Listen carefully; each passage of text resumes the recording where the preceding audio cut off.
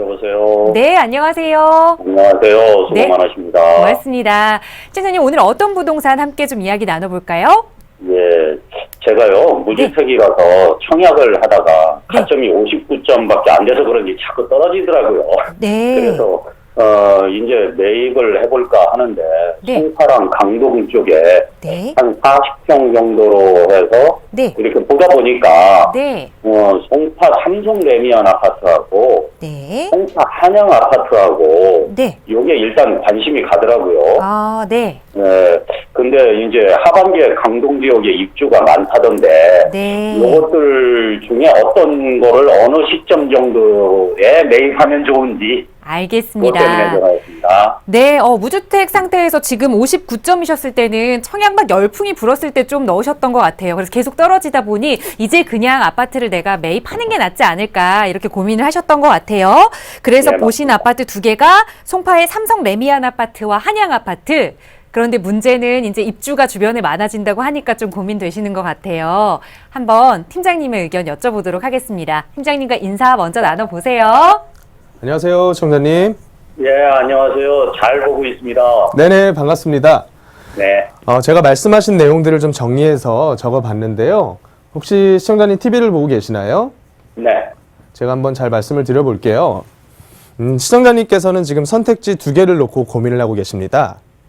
청약으로 내가 조금 더 기다렸다가 넣어서 분양을 받을 것인지, 네. 아니면 지금 당첨이 잘 안 되는 것 같으니까 일반 아파트로 접근을 해서 일반적으로 매수를 할지, 그리고 그 중에서 매수 중에서는 한양 아파트라는 재건축 진행하고 있는 아파트로 갈지, 아니면 송파 레미안 아파트라는 그냥 일반 아파트로 갈지, 이 부분에 대해서 고민을 하고 계신 거잖아요. 네, 맞습니다. 자, 지금 청약을 언제까지 넣어보신 거예요? 주로 위례를 넣어봤고요. 네.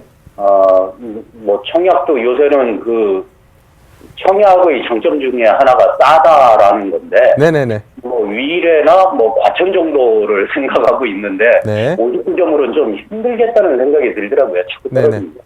자, 이렇게 한번 생각을 해볼게요. 여태까지 당첨이 안 되다가 이제 당첨되시는 분들이 계약을 해야 될지 말지를 저한테 질문을 많이 하세요. 그 얘기가 뭐냐면 우리 시청자님께서 말씀하신 대로 더 이상은 싸다라는 장점이 있는 아파트가 많이 적어졌다는 거예요.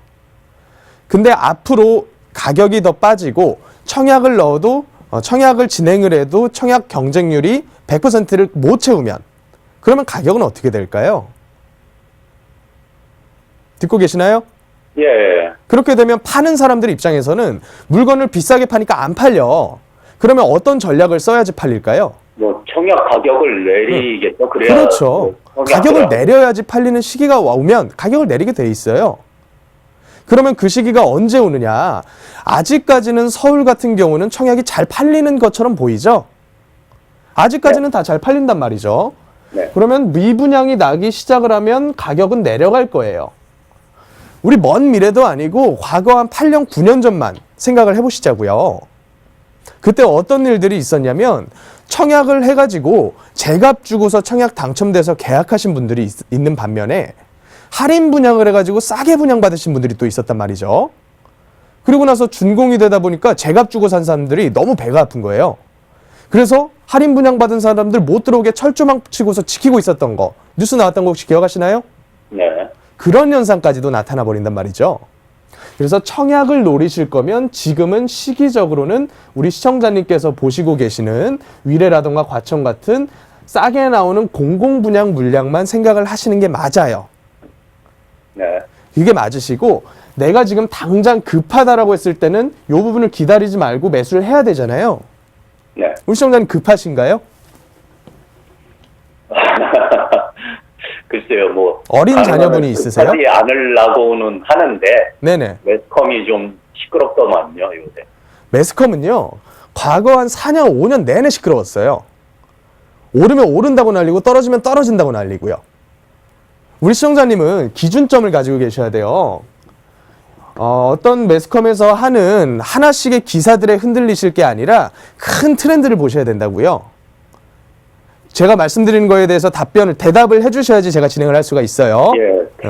뭐 그동안 금년 초에 상반기에 좀 내리다가 요새 좀 네네. 반등을 하는 것 같아서 네네네. 이게 추세적인 반등은 아니었으면 좋겠는데 네네네.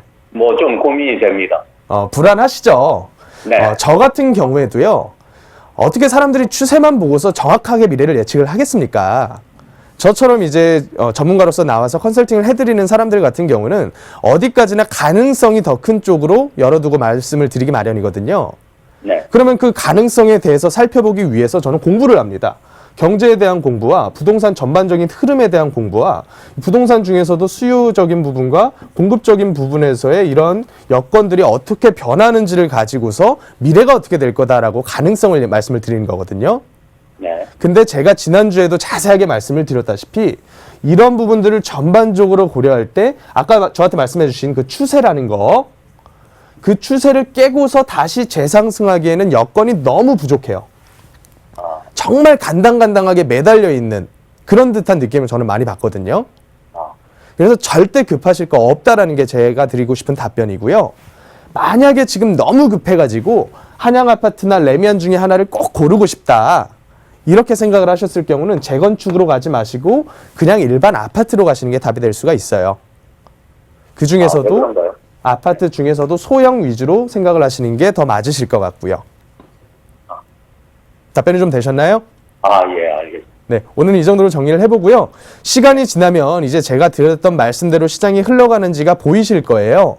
예. 그래서 그 부분을 보시고서 또 궁금증이 생기시면 전화를 주세요. 예, 잘 알겠습니다. 네네, 감사합니다. 네, 수고하세요. 네.